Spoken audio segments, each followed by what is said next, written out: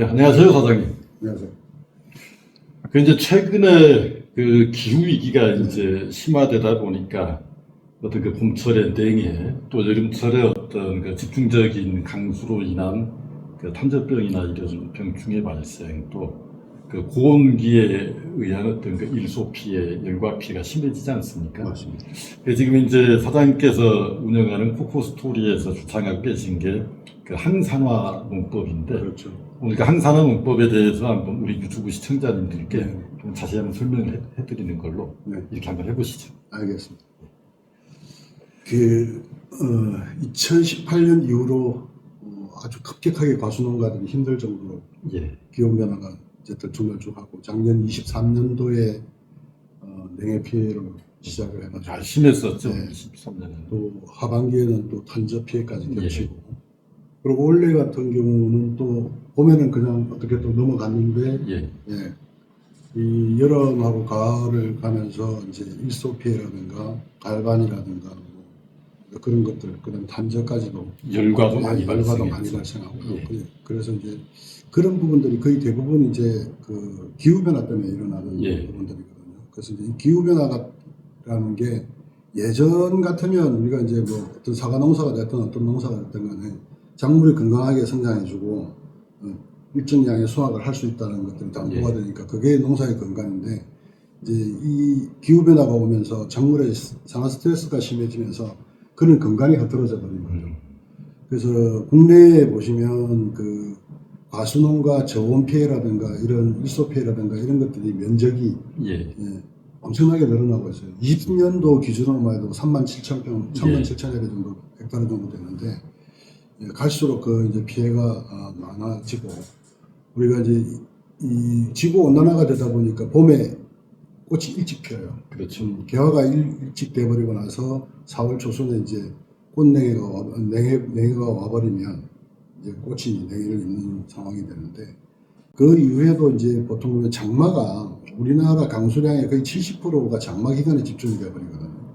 그러다 보니까 거기 오습한 데다가 다시 또 온도까지도 예. 올해 같은 경우는 올라가서 아마 올해 그 고온 기간이 아마 73년 이래로 가장 많았다 그래요. 거의 한 49일 정도. 이렇게 되면 과피라든가 잎에 있는 그 성분들이 세포 조직이 망가지는 거죠. 예. 근데 그게 이제 산화 스트레스인데 이런 산화 스트레스하고 식물의 산화 스트레스는 거의 대부분 요인들이 뭐냐면 갑작스러운 저온이나 그리고 장기간의 고온 그리고 과습한 거 이런 것들 그 다음에 가뭄 이럴 때 작물은 산화 스트레스라는 걸 겪게 됩니다. 근데 산화 스트레스가 뭐냐면 작물이 이런 기온에 견뎌내기 위해서 과호흡을 하게 되고 과도한 에너지를 쓰기 위해서 광합성 활동을 하고 이런 대사 과정을 거치면서 우리 인간처럼 몸에서 활성산소종이 만들어집니다. 예. 그것들이 정상세포를 공격해가지고 세포막이나 지질이나 이런 부분들을 망가뜨려버려요. DNA도 마찬가지고요. 그래서 이제 그런 것들이 망가뜨려지면 최종적으로는 작물이 고사하는 상태까지도 가거든요. 그래서 지금 우리가 겪고 있는 꽃냉해, 그 다음에 일소, 그 다음에 이제 또 우리 사과 열과 같은 이런 부분들도 대부분 보면 이런 스트레스 요인 때문에 그렇게 된 것이다. 그래서 이제 산화 스트레스를 유발하는 요인들을 보면 대체적으로 한 4가지로 구분할 수가 있는데 제일 큰 것이 환경적인 겁니다. 예. 금방 말씀드린 거 고온, 저온, 가뭄. 그 다음에 이제 병원균에 감염됐을 때 곰팡이나 세균, 바이러스에 감염됐을 때도 마찬가지로 산화 스트레스가 작동이 되고 그 다음에 화학물질에 노출됐을 때 그래서 화학물질이라는 것이 우리가 농약도 이제 사실은 많이 치게 되면 예. 작물에 스트레스를 받습니다. 그러겠죠. 네. 그리고 이제 특히나 보면 이제 약을 잘못 쳤는데 잎이 황화 현상을 일으키고 타버린다거나 하는 것들도 이제 산화 스트레스가 과중해져 버리니까 이제 못 견디고 이제 세포가 죽어버리는 건데 그 다음에 이제 이 날씨가 이번 올해 여름처럼 너무 급고온으로 올라가서 대부분 뭐 38도, 9도까지 올라가 버리잖아요. 그러면 30도 이상만 돼버려도 식물은 이 광합성이 줄어들어요. 그래서 이제 과호흡이나 정산을 해내야 되는데 거기에 에너지를 끌어쓰려면 광합성이 많이 돼야 되거든요. 근데 이제 온도가 올라오니까 광합성은 안 되고 끌어다 쓸 에너지가 없는 거예요. 그러니까 이제 일소 피해라든가 이런 것들이 발생하는 거거든요.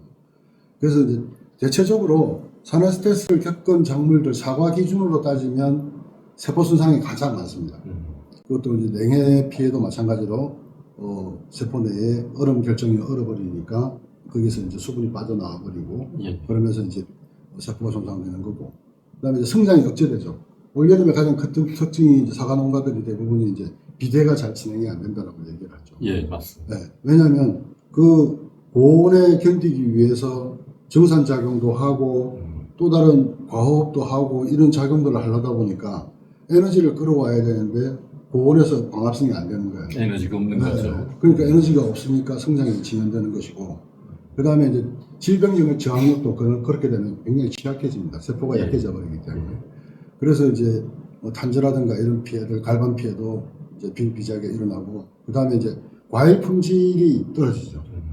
당도라든가 색도라든가 이런 것들이 현저하게 떨어지게 되고 이런 것들이 산화 스트레스가 왔을 때 겪는 작물이 겪는 이제 현상들이라고 본다. 저는 그렇게 보는데 그래서 제가 그 항산화 재배법이라는 것을 처음에 시작하게 된 동기는 한 10여 년 전부터 매스컴에서 항산화 농산물을 항산화 농산물을 많이 팔았잖아요. 예. 근데 그럴 때 항상 우리 국산 농산물의 비교 대상이 됐어요. 네, 그래서 우리나라 뭐 사과보다 몇 배, 뭐 이런 식의 비교 대상이다 보니까 이게 장법에 따라서 작물의 항산화 기능만 좀 증가시켜주면 항산화 성분은 얼마든지 증가시킬 수가 있는데 너무 좀 그런 부분들이 편중됐다 그래서 제가 이제 작물의 항산화 성분을 검사하는 거를 꾸준하게 해오다 보니까 심지어는 그 아시는 것처럼 논이 있잖아요. 예. 논이보다 항산화 성분이 4배가 늘어나는 상황도 경험을 했습니다. 논이 주수가 네. 한동안 선풍적인 그렇죠. 인기를 끌었었죠. 예. 근데 우리나라 오미자, 홍천의 오미자에다가 항산화 재배법을 했더니 항산화 성분이 100g당 1380mg이 나왔어요. 1430mg이 나왔어요. 근데 논이가 갖고 있는 항산화 성분은 100g당 380mg이에요. 거의 4배 그렇죠. 이상이네요. 네. 그래서 그게 이제 굉장히 저도 깜짝 놀란 부분이고 사과 같은 경우도 항산화 농법을 적용해 보면 꽤나 재미있는 현상이 나타납니다. 그래서 제가 그건 나중에 뒤에 보여드릴 거고. 그래서 이제 저는 생각하기에 우리 기후변화 이전의 농사와 기후변화 이후의 농사가 이제는 좀 달라야 된다고 생각을 해요. 왜 그런 거 아니? 기후변화 이전의 농사는 나무가 할 수 있는 기능을 농민이 대신했어요. 색도를 올리기 위해서 깔량을 친다거나. 그렇죠. 예, 당도를 올리기 위해서 어떤 특정 제품을 또 준다거나. 그 다음에 이제 비대를 위해서 또 비대제를 준다거나. 경도를 위해서 또 칼슘을 열심히 친다거나. 근데 사실 이런 기능은 나무가 가지고 있는 거거든요. 그래서 이제 그걸 어떻게 하면 그럼 나무가 그런 기능을 잘 발휘하냐. 지금까지 제가 말씀드린 걸 좀 가혹한 표현일 수 있는데 저는 지금까지 사과 재배법이 인스턴트 농법이라고 생각을 해요. 때 맞춰서 가루 올리고 때 맞춰서 당도 올리는 거. 예. 근데 그게 아니라 작물도 사람도 마찬가지야. 어릴 때 식습관이 잘 된 사람들은 평생 건강해요. 그렇죠. 예. 그래서 제가 좀 표현을 달리 하자면 이 사과 농사에서도 사과 나무의 식습관을 바꿔줘야 돼요. 그 항산화 기능이나 자기 보호 기능이 좀 강화되도록 그런 어떤 영양소라든가 그런 부분에 시비법을 자주 좀 진행해주면 예. 충분히 작물은 온도에도 저항하고 또 생리 활성도 하고 병에 대한 저항성도 강화가 됩니다. 그리고 또 하나는 이제 이 고온이나 저온이 닥쳤을 때 작물이 자기 세포를 보호하는 기능이 있거든요. 그게 이제 항산화 시스템인데 그게 보면 작물이 갖고 있는 색과 맛과 향을 증가시킴으로 해서 예. 좋은 기에는 당을 올리는 거죠. 당 화합물을 올려가지고 세포 내에 얼음 결정이 얼지 않도록 그렇게 해주는 것이고 고온기에는 사과 갓피나 잎 표면의 큐티클층이나 왁스층이나 폴리페놀이나 플라보노이드층을 강화시켜가지고 이 자외선에 저항을 하는 거예요. 예.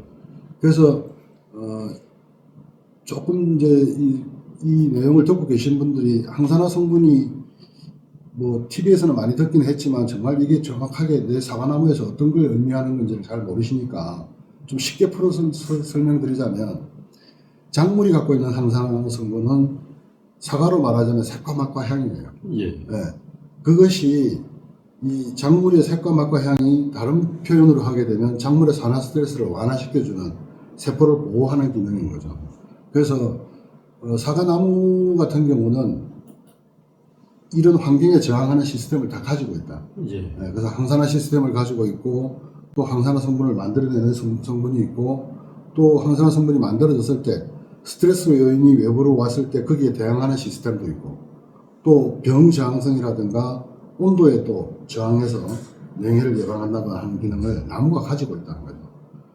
그래서 저희가 이제 이 기후 변화를 극복하는 방법이 어떤 특정 영양소 하나 가지고는 되는 일이 아니거든요. 그렇죠.